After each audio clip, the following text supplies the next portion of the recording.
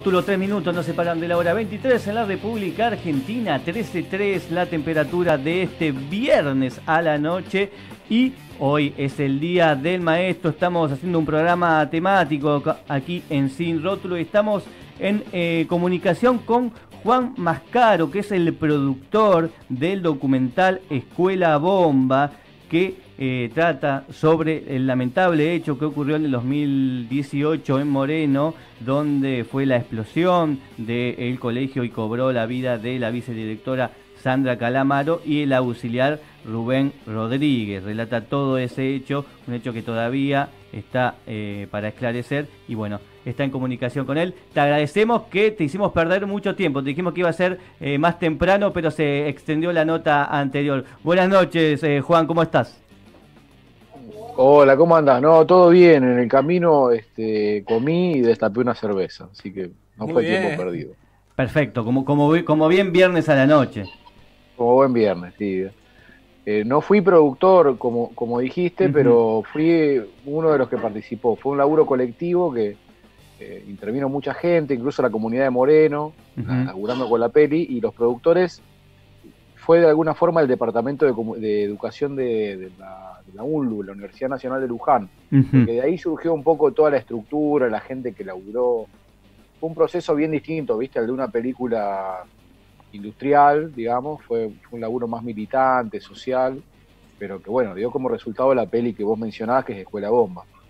Sí, exactamente, le decimos a la gente que la pueden conseguir, se puede ver gratuitamente en YouTube para esta noche, para después. Bueno, y otra vez la presente la universidad pública, ¿no? Bueno, además tuvieron premio para la paz y la solidaridad de los pueblos de América. Estuvieron en varias competencias oficiales, en la de Tucumán, por ejemplo, del 2020, y que este documental se estrenó hace muy poquito. Sí, el año pasado lo quisimos estrenar en salas y no pudimos, porque hubo una situación ahí de censura del INCA, el Instituto de Cine en ese momento del macrismo, que no me permitió pasarla en salas. A Ujú. partir de ahí medio que fue un boomerang, porque lo que quisieron que no se viera, se terminó viendo mucho, mucha gente quiso pasarla a escuelas, universidades, y la vieron cerca de 15.000 personas el año pasado, 2019. Y este año hicimos una reedición, Ujú. o sea, sumamos una entrevista al compañero de Sandra Calamano, Maxi, el viudo de ella, que contó parte de la historia de Sandra que no estaba en la versión original, porque el año pasado estaban con pocas ganas, y era entendible, Claro, muy en medio de reciente el todo el hecho. dolor de la muerte de ella, de hablar, ¿viste? Y de dar entrevistas. Pero este año hablamos con ellos y se sumó un material de archivo, ahí bueno, se alargó un poco la película y yo creo que se enriqueció. Y se volvió a estrenar ahora, así como decís vos, hace poquito en agosto en Encuentro, y ahora está libre en YouTube. Y bueno, la está viendo con este sistema ahora, viste que no hay salas y no podemos encontrarnos, pero la está viendo mucha gente por internet, eso está bueno también. ¿Cómo surge? Porque se hizo todo muy rápido al hecho. Esto ocurrió en julio del 2018 y Sí, se recolectaron los archivos en el momento prácticamente. ¿Cómo surgió la idea de hacer este documental? fue así como lo contás, o sea, fuimos a los 2, 3 días, ya estábamos en el barrio filmando, somos de cerca de Moreno, o sea, yo soy de Merlo, otros compañeros de Luján, y estuvimos ahí en el barrio, que además lo conocíamos porque había varios integrantes del equipo nuestro que habían sido docentes en Moreno, uno había sido vicedirector de la escuela también, de la misma escuela, César, que aparece en la película y ayudó en la producción, y entonces al toque estábamos ahí hablando con la gente del barrio, a los 2, 3 días. Eso fue la semana del 2 de agosto, que fue el día de la explosión, 2018.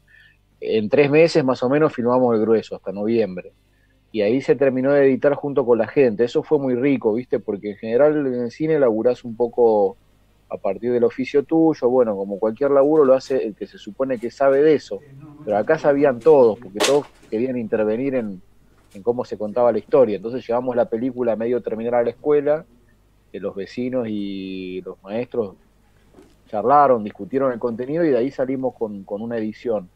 Y después en diciembre se hizo otra proyección con charla posterior y ahí iban opinando, sacá tal cosa, poné tal otra, bueno. se armó como una edición colectiva, eso fue lo que terminó de armar la película. Un proceso bien interesante, ¿no? Yo no lo había vivido así todavía nunca. Una manera de hacer cine diferente, tipo cooperativa, y además, bueno, presente la universidad. ¿Por qué no se pudo, quiero que un poquito, por qué no se pudo estrenar en el 2019? Bueno, porque justo la semana que la estábamos pasando, que era agosto 2019, a un año de la explosión, Ujú. eran las PASO, las Claro, elecciones presidenciales. La película hace una crítica general al estado de las escuelas, porque esto es histórico y no empieza ni termina con el macrismo, no, no, pero claramente. en ese momento era un tema muy sensible a Vidal y a Ujú. Macri, por supuesto, y a sus ministros de educación, Bullrich, que había estado, Finocchiaro, que estaba en ese momento. Entonces, nosotros intuimos, porque todo lo tuvimos que adivinar, nadie nos dijo la película está prohibida, nos dijeron no se puede pasar por tal o cual cuestión burocrática. El Inca decía que no era una película producida por el instituto, después entramos a averiguar, nos dimos cuenta que había un montón de películas que habían sido proyectadas en la misma situación, o sea que no eran películas producidas por el Inca, por las vías de fomento del instituto, Ujú. que es un instituto para un espacio de cine para subvencionar el cine argentino, ¿no? Nosotros no pudimos hacer la película con el Inca en ese momento, también por las mismas limitaciones que había en esa gestión para hacer este cine. Un cine social, digamos, que trate los problemas de la realidad. Y en ese momento no se pudo pasar, como no había una razón, nadie decía por qué, pero nos negaban el estreno en el cine, nosotros decidimos pasarla en la puerta del cine esa misma noche, que fue el Ajá. 2 de agosto, o 1 o 2 de agosto, por ahí. Y se juntaron como 1000 personas. Fue un evento así muy, muy trascendente porque la gente la quería ver, la película. Entonces se acercaron, la pasamos en una pantalla ahí en la puerta y a partir de ahí, bueno, es lo que te contaba, entró a circular por todos lados, ¿no? O sea, la estrenamos igual, medio de- de- con una acción directa en la puerta del cine, A pero no la pulmón, pudimos digamos. pasar en los espacios Inca. Sí, muy bien. ¿En qué estado está la causa? ¿Tenés idea? Mira, la causa se detuvo en los responsables que quisieron señalar ellos como materiales, o sea, el gasista, por ejemplo, que tenía que ir Ujú. a la escuela y no fue a arreglar la pérdida. Pero acá hay una serie de responsabilidades que lo cuenta la gente de la película, que son de orden político y de un montón de instancias intermedias, ¿no? El Ministerio de Cultura, digamos, el Consejo General de Escuelas de la provincia de Buenos Aires, la gobernación, y no solo la responsabilidad por esa explosión, porque esa explosión es consecuencia de la situación que tenían las escuelas, y te diría que todavía tienen, porque las escuelas en la provincia no han sido reparadas en la medida en que lo necesitan, eh, y que venían teniendo históricamente, o sea, escuelas que no fueron mantenidas y se van viniendo abajo. No anda el gas, la escuela, hay pérdidas de agua y de gas o paredes electrificadas. Todos los que tenemos pibes en las escuelas en el conurbano sabemos que eso no era exclusivo de la escuela 49 de Moreno, digamos, que pasaba en un montón de lugares y sigue pasando. Entonces son como bombas de tiempo, ¿viste? Es cuestión de tiempo hasta que en algún momento aparezca una situación más o menos trágica que exprese ese problema. Por eso le pusimos escuela bomba también, porque eso es lo que decía la gente en el barrio, que esa escuela había explotado, pero todas las demás eran bombas de tiempo. Claro, sí, el deterioro de la escuela pública, ¿no? Que además se va incrementando porque cada vez tiene más inscripciones, digamos, chicos que quedan fuera de la parte del sector privado de la educación y se trasladan a la parte pública y estas escuelas son las mismas, precarias, como la estamos viendo, y bueno, y también ese es el hacinamiento de chicos. Bueno, Claro, eso que vos decís es muy importante porque en la época, había pasado ya en el 2001, ¿no? En todo momento que hay crisis social, ujú. las escuelas empiezan a funcionar como comedores. Los pibes van a comer a la escuela, entonces ahí se duplica la matrícula.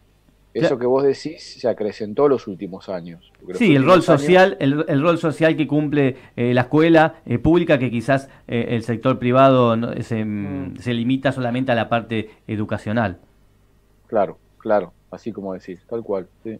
Estamos hablando con Juan Mascaro, que es parte de un grupo de trabajo que hizo el documental Escuela Bomba, que surgió, bueno, en Moreno en agosto del 2018. ¿Sos profesor también, Juan? Sí, sí, fui docente muchos años en La Matanza, en la universidad, en la carrera de comunicación social, Ajá, periodismo. sí, sí. Y ahora doy clase de cine en la escuela, en una escuela en Tucumán, que depende de la Universidad de Tucumán también. Pero en Luján no soy docente, sino que integro un equipo de trabajo que hacemos documentales, o sea, producimos audiovisuales. De manera que sí, digamos, uno también por un lado participa de la actividad docente, maestro, y siente en carne propia todo lo que vivieron estos compañeros, ¿no? Y por otro lado, la herramienta del audiovisual que nos permitió contar esa historia, como que esos son los dos terrenos donde yo vengo laburando, realizando mi actividad hace años ya. Bueno, entonces felicitaciones, feliz día, Gracias. aunque es del maestro, pero no importa, incluye, englobamos a los A todos. profesores y a todos. Sí, Bueno, parece que hay dos fechas con eso, no sé, sí, yo sí, no está el día del importo, la verdad. profesor, también después está el día de la maestra jardinera.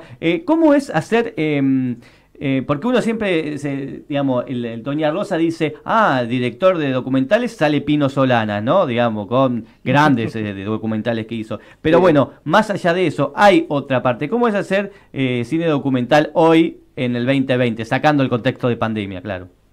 Claro, mirá, está bueno lo que planteás, porque siempre en una actividad lo que aparecen son los más conocidos, ¿viste? Ujú. Como uno que hace teatro y le dicen sos tal o cual de la tele, pero resulta que abajo hay un montón de gente laburando, por ahí que no es tan conocida y que forma parte del oficio y eso está bueno rescatarlo.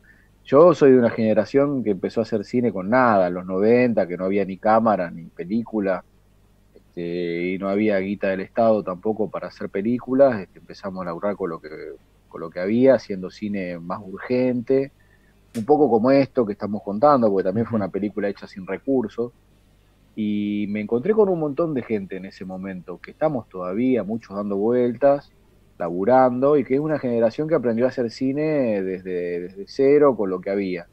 Después vino un periodo donde empezó a haber más recursos para el cine y mucha más gente empezó a filmar gente nueva, joven, que creo que le renovó un poco la actividad del cine y la enriqueció, o sea, la hizo avanzar, hubo muchas más películas, a veces también de mejor calidad técnica, de lenguaje, todo, ¿no? Y hoy es complicado, desde la época de Macri también se hicieron muchos ajustes con el cine, Ujú. intentaron eliminar, digamos, todo lo que fueron los subsidios al cine. Nosotros tuvimos que dar una lucha muy fuerte ahí. Yo soy parte de una asociación DOCA, que es de documentalistas, pero hay muchas asociaciones de cine y todos juntos en ese momento tuvimos que pararnos un poco de mano, como quien dice, para que no nos eliminaran del mapa. Y hoy estamos sobreviviendo, buscando poder retomar ese camino que se había perdido, ¿no? O sea, todo lo que se retrocedió. Y es un tiempo muy difícil por la situación de contexto, también porque no hay mucha decisión hoy en el Instituto de Cine de incluir, ¿no? O sea, de volver una política de inclusión que genere que nueva gente filme, que se abra más el panorama.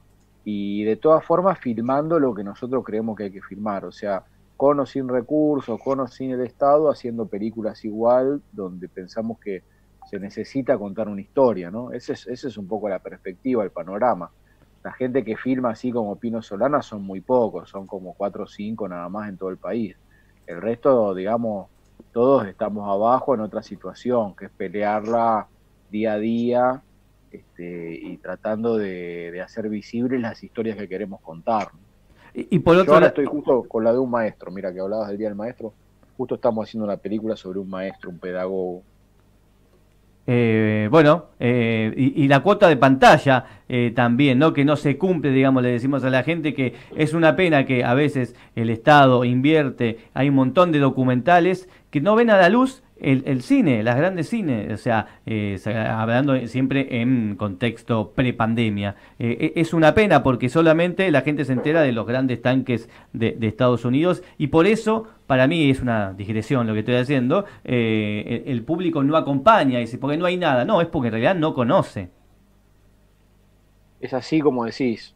tal cual. O sea, se habla de que el cine argentino no se ve, pero el cine argentino no tiene lugar. Entonces, cuando vos pones una película de cine argentino en Netflix y le haces una buena publicidad, como tienen cuando salen películas coproducidas con Canal 11, Ujú. con multinacionales que tienen Sí, como guita la de para ponerle, recientemente la de Cecilia Roth, Crímenes de Familia. ponele, Que o la de también Suar hay, que se estrenó ayer. te No hago un importa, digamos. paréntesis, te hago un paréntesis, si no Sí, estoy spoileando nada. Una de las actrices es Cecilia Roth, y la otra es una señora que la que hace de mucama. Bueno, es misionera realmente y hasta el día de la fecha no le han pagado por esa, Y a Cecilia Roth y sí. a Cecilia Roth claramente, si no no estaría haciendo la entrevista si sale y en la, mucho más, y en la, cobró Ah, bastante más que la misionera, me bueno, parece. no Pero, cobró, realmente no cobró, esto hay que decirlo porque salió en pocos medios, ya que está, lo puedo decir. No recuerdo bien el nombre de la actriz esta, pero bueno, es sí, misionera sí. realmente y solamente le pagaron la estadía para ella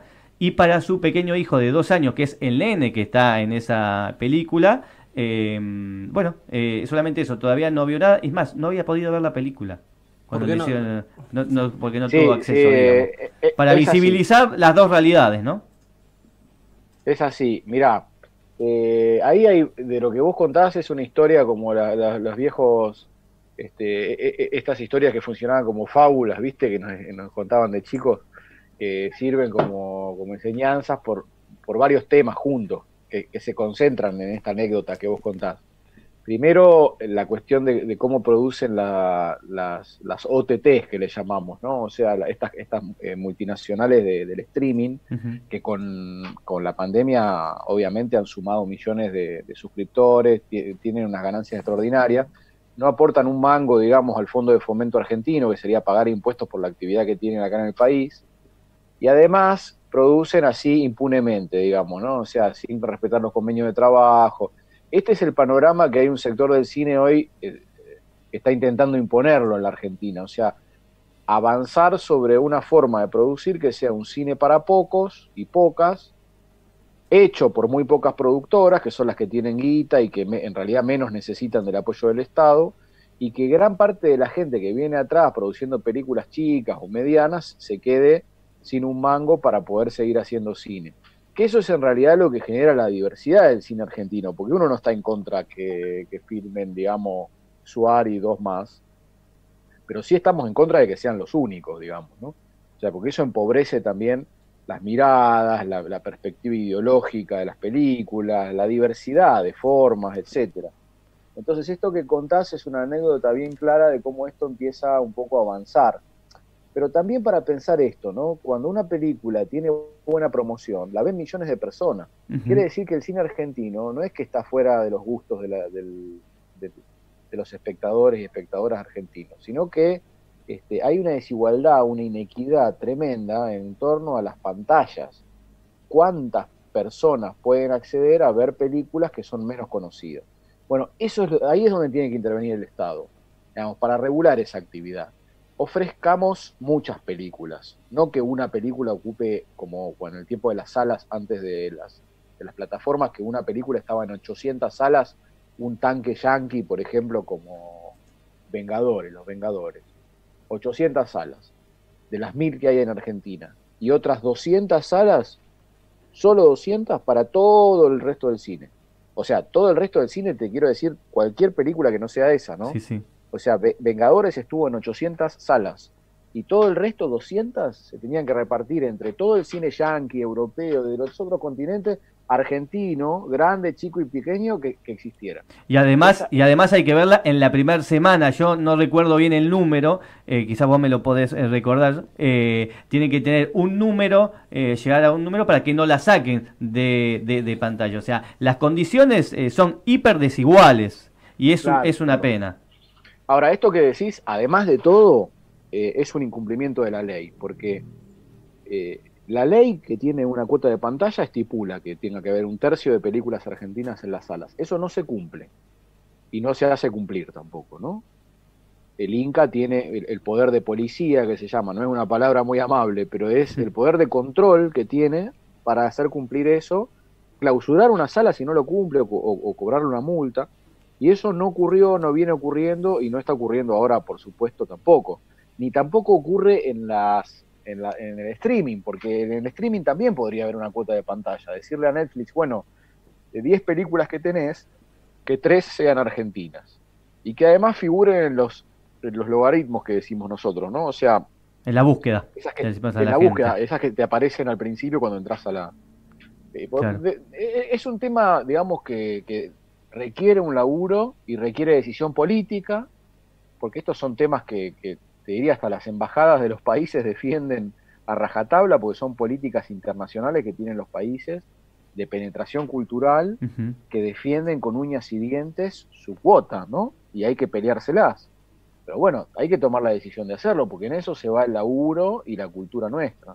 Sí, sí, además hay que decirlo que es generador de un montón de fuentes de empleo en la industria audiovisual en sí, no solamente el cine, sino la televisión, y lo estamos viendo ahora. Ya me adhiero al tema de productos nacionales, también debería pasar lo mismo con la TV abierta, solamente la TV pública está sacando producciones que se hicieron en años anteriores y bueno, y no pasa Sí, lo mismo claro, claro. con como siempre. Bueno, lo que pasa en la TV abierta es un reflejo de lo que pasa en el cine que estábamos hablando. También estaba pensando que debe haber algo de acomodo también en lo que es estar en Netflix y en las demás plataformas. A ver, hay series de, no quiero decir baja calidad ni nada, pero está la de Juanita Viali, que es un desastre, y no hay otras películas argentinas de otros directores que están Sí. buenas y quedan en YouTube, nomás, porque no llegan a la plataforma. Sí, yo estoy de acuerdo con vos, claro. Digamos, no es que esté de acuerdo, es una realidad lo que decís. Forma parte del acuerdo de empresas eh, y a la vez digamos, de un punto de partida que es desigual, porque si vos tenés una buena idea y tenés los medios para hacerla en el cine, yo creo que esa es una cuestión que es muy interesante en el cine, ¿no? O sea, vos podés ser, unos pueden tener millones y vos con 2 pesos haces algo que puede generar un interés igual o mayor que la otra película. O sea, Claro. hay un lugar que es el momento del encuentro de la película con el público, donde no hay fijas, como en las carreras de caballos, ¿viste? No hay fijas. O sea, ahí la tenés que jugar el partido y ganarlo. Puede haber una película de Darín que es un fracaso rotundo, puede pasar. Ha Y de pronto pasado. aparece un tipo que no conoce a nadie y la rompe. Entonces, cuando vos generás condiciones de igualdad para que el público vea esa película, ahí se ven los pingos, como quien dice, ¿no? Pero si no, es todo un laburo de lobby, de ver quién llega antes y quién copa la parada, por así decirlo. Y en las plataformas lo ves mucho. A mí me pasa lo mismo que vos decís, digamos, de 10 películas que veo, me gustan 2, qué sé yo. Y casualmente no son las que las plataformas producen, ¿no? Porque Ujú. también en Netflix y en otras empresas, Amazon, por ejemplo, tenés una diferencia entre lo que produce la misma plataforma y lo que compra. Que puede haber comprado una película, pero que es producida por otra persona, o cine independiente, qué sé yo. En Netflix hay películas de Ken Loach, por ejemplo, que es un cineasta que a mí me encanta, hace un cine social, habla de los problemas de los trabajadores en Inglaterra, y hay películas de él en Netflix, o sea, las podés ver en Netflix, pero no las hace Netflix, ¿no? Son cosas distintas. En el Entonces, buscador no te va a aparecer, a eso es lo que decimos con el tema no de te los aparece logaritmos para que se primero, entiende. por supuesto, no te las ofrecen, pero además no es donde Netflix decide poner el dinero. Y ahí es donde se juega todo esto que estamos discutiendo, ¿no? ¿A quién le va a dar guita al Estado argentino para hacer películas? Claro. Eso no es un tema menor. Primero, pues se las tiene que dar a quien más la necesita, como cualquier política de Estado. Tiene que ir sobre los sectores más desprotegidos, no sobre las grandes empresas. Las grandes empresas tienen espalda financiera para hacer sus películas, coproducir con otros países. Tienen herramientas que un tipo que es parte de cero no las tiene. Claro, volviendo un poco a lo que decías, pasa mucho con YouTube. Hay mucho talento en YouTube porque, como bien decías, hoy está más al alcance de la mano filmar y hacer contenido en la mano de los pibes. Y a veces me pasa que termino viendo contenido en YouTube porque me parece mejor y más humano, siquiera la palabra, que las cosas que hay en Netflix. Hay cosas que hace la Universidad 3 de Febrero, que tiene su canal, que están buenísimas y están mejor que muchas de las películas de Netflix. Claro. Pero eso tiene que ver con la propia... Vos fíjate, mira, pongo un ejemplo que pareciera que es vanidoso porque es la propia película, pero podría ser cualquiera de las películas que están circulando. Escuela Bomba la vieron 15.000 personas. hay muchas películas, películas que se han estrenado, que tienen mucho, digamos, mucha difusión, que no llegan a esa cantidad de espectadores. Te pongo otro ejemplo, un documental sobre la agroecología en Cuba, que vos decís, bueno, puede ser un tema banal para mucha gente o de poco interés. La hizo un compañero de la asociación nuestra, DOCA. Tiene 100.000 reproducciones en YouTube, que es muchísimo para una película, porque vos me dirás, sí, hay un youtuber que tiene 1.000.000, pero la gente ve mucho más esos formatos cortos que Sí, una película. Si vos buscas una película en YouTube con 100.000 reproducciones, vas a encontrar un par, pero no tantas. Entonces, esto es, digamos, la muestra de cómo cuando vos podés difundir y hay gente que se entera, eso tiene un resultado y hay un público esperando esos documentales. Escuela Bomba fue lo mismo, o sea, Escuela Bomba la vio mucha gente, ¿por qué? Porque se armó un terrible quilombo con el estreno, tomó estado público, lo levantaron canales de televisión, etcétera, y mucha gente junta se enteró que la película existe, que es lo mismo que hace una publicidad. Nosotros obviamente no lo pensamos así, no es que lo hicimos premeditadamente para hacer una publicidad porque fue censurada, pero se dio de esa manera, y ahí fue que empezaron a caer una cantidad enorme, digamos, si les podría estar un rato contándoles la cantidad de gente que la vio en todas las provincias, desde Jujuy hasta Tierra del Fuego, proyectándola en ese momento, porque le mandábamos un link, la bajaban y la proyectaban, hacían proyecciones, en muchas hemos viajado, participado, y la vieron mucha gente que además participó activamente, porque terminaba la película y proponían debates, hablaban de la situación de las escuelas donde ellos vivían. Bueno, en fin, una red muy activa se armó con eso, ¿viste? Y todo porque hubo una cierta promoción producto de la censura. claro. Te diría de casualidad, que no hubiera pasado si no hubiera pasado eso, ¿no? Claro, igual está bueno esto que decís porque recién mencionaste una película con un tema en específico. Y si bien hay otras cosas también en Netflix, ponele, no sé, te menciono ahora una de Zac Efron que hace sobre temas ambientales. Ujú. Y es un tema igual de específico que el que mencionó él, pero como es Zac Efron y está en Netflix y tiene toda la publicidad del mundo, se llega a ver. Pero por ahí a la gente también le interesaba lo otro de la película que dijiste. Claro. Es un tema de publicidad. Y de consumir cultura, ¿no? Porque se va todo a lo digerido, tanto como el humor, con todo a lo corto, a lo inmediato. Son los tiempos que se corren, lamentablemente. Te quería decir con respecto a Escuela Bomba, que es este documental que se centra en la historia de Sandra y de Rubén. Bueno, le decimos que es corto, 1 hora y cuarto a la Sí. gente, pero se apoya mucho en testimonios bueno, del lugar, de los conocidos, y además está bueno porque hacen como las dos visiones, lo que tienen, mucho material de archivo de los grandes medios, cómo levantaron la noticia, y bueno, y cuando se van las cámaras, ¿qué pasa cuando se van los móviles, ¿no?, de los diferentes canales y quedan los que están ahí, los que van día a día, los docentes, los que siguen llorando a Rubén y a Sandra? Y me parece que eso formó parte del vínculo con la comunidad, lo que vos decís. Porque cuando se va a la tele, quedamos nosotros, digamos, por Claro, así decirlo, ¿no? por eso decís. Y eso generó un vínculo nuevo que no tenía el barrio con la tele. Porque la tele en ese momento estaba muy amarillista, estaban buscando la manera en que había volado la directora, la explosión y qué sé yo, ¿no? Entonces la comunidad que tiende a cuidar a la gente, o sea, esta cuestión de los relatos amarillistas va en contra de la vida comunitaria. Yo creo que las comunidades tienden a proteger y a cerrarse sobre sí mismas cuando ven un peligro. Eso es, yo te diría, inherente, como casi instintivo, ¿no?, de la condición humana, cuando se desarrolla de una manera más o menos sana. No es que en un barrio vos prendés una cámara y va a salir la gente.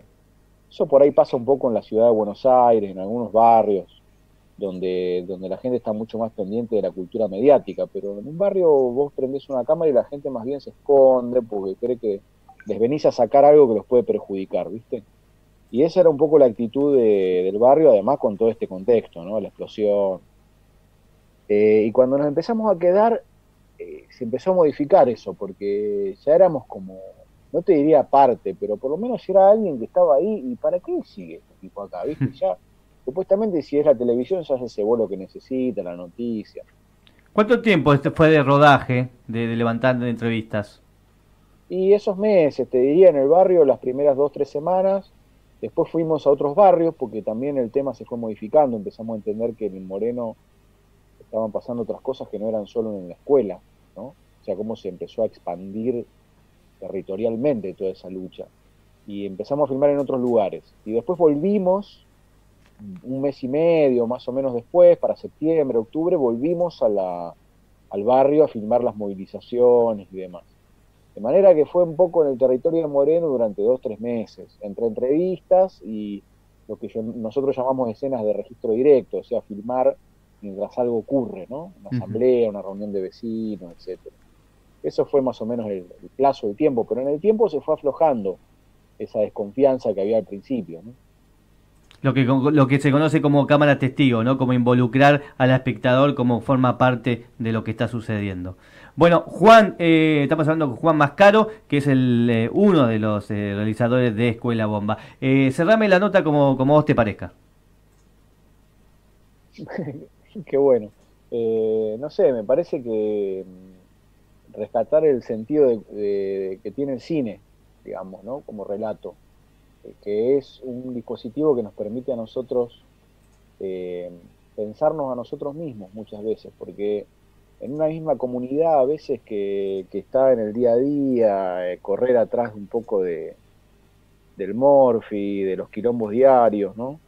Meter una herramienta ahí que es de reflexión, porque te permite registrar lo que te está pasando, mirarte, organizar un discurso y contárselo a otros. Fíjate todas las instancias ahí que hay donde la sociedad se puede pensar a sí misma, ¿no? O sea, te estoy hablando de esto más allá del resultado que tenga como industria, como laburo, como gente que lo mire, no estoy hablando solo de eso, sino que lo que significa la herramienta de un audiovisual para una comunidad, para una sociedad. Eso me parece muy valioso. Y me parece que hay que defenderlo. Y además tenemos que tratar de explicar a todos quienes tenemos este laburo, tratar de explicarle al resto para la multiplicidad de cosas que sirve, ¿no? No es solamente una película, es un proceso social, un documental. Y hay que defenderlo en ese sentido, me parece. Juan, muy bien, si la gente la quiere ver, bueno, obviamente pone Escuela Bomba, pueden poner el Departamento de Educación de la Universidad de Luján. ¿A vos te querés dar redes, algo para que te sigan? La película tiene una página que es Escuela Bomba, Dolor y Lucha en Moreno, es el título completo del documental, está en Facebook. Sí, la compartimos en Facebook, ¿eh? Sí, sí. Bien, sí, y la pueden ver en YouTube, que está liberada ahí también. También está en Contar, que es la plataforma de medios públicos. Sí, así es. Hay que agradecerle a la gente de cultura que la haya subido en un tiempo donde muchos sectores no quieren confrontar con lo que fue el macrismo y qué sé yo. Pero hay cosas que costaron vidas y hay que decirlas también, ¿no? Está bueno que la hayan subido ahí. Correcto, sí, la verdad que sí. Y ya que está buena la aplicación, bueno, lo que era la famosa Inca TV, Ok. que se trasladó a Contar. Sí, Inca TV sigue siendo ahora Cinear, que es Cine, otra. sí. Que Contar también, es la de cultura, sí, están las dos, pero dentro de poco creo que va a estar en Cinear también, ¿no? y también, ¿no? Porque los canales están, yo lo tengo como en el 70 y pico, los canales de las corporaciones de cine y eso están antes. Uno le cuesta llegar hasta Ah, eso. en En la grilla de canales, el ¿no? cable. Sí, no Y quiero dar claro, marca ni nada, pero bueno.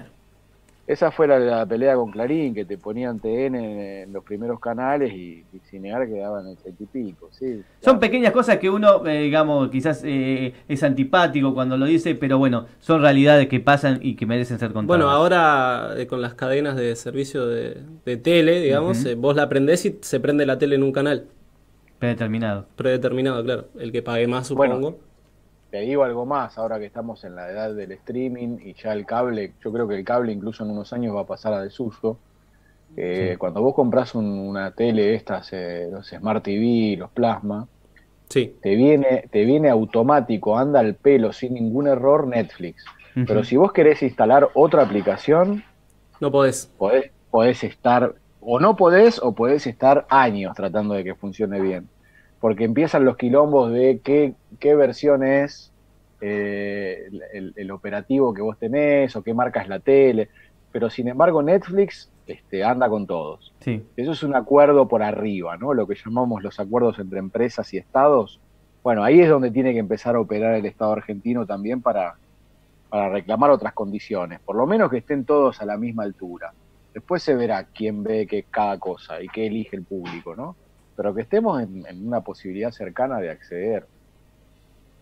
Bueno, Juan, te agradecemos el tiempo que nos diste en este viernes a la noche, que le restaste a tu familia. Muy buena la película. Bueno, ojalá que siga creciendo para que no sucedan más Sandra y Rubén. Feliz día del maestro, del profesor. Así que gracias por el contacto. Gracias a ustedes por ocuparse de estos temas. Un abrazo enorme a los maestros. Rescato una frase que se dijo mucho hoy. El maestro que lucha también está enseñando, ¿no? Así es, así es. Y bueno, y la verdad que hacen falta. Creo que se va a revalorizar el rol del maestro con esto del tiempo de pandemia, ¿no? Que Sí. tanto chico en la casa, no es que están 4 horitas y nada más, como esa idea de mucha gente tiene, una idea absurda ya a esta altura de la vida. Hacen un acompañamiento pedagógico, un sostén en muchos casos, ¿no? Pero bueno, hay gente que no lo ve así.